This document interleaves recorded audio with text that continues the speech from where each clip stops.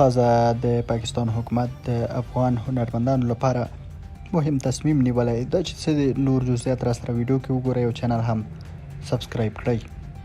پر افغانستان د طالبانو تر واکمنېدو وروسته یوازې خیبر پښتونخوا ته 140 افغان هنرمندانو پناه وړې ده.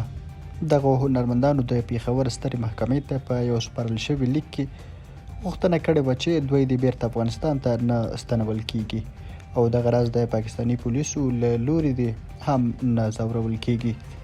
تازه پولیسو خپلو امنیتي ادارو ته د پېښور د سترې محکمې د رسمي پریکړې پر اساس امر کړی چې افغان هنرمندان به بیرته افغانستان ته نه شړل کیږي او نه به د پولیسو له لوري ځورول کیږي.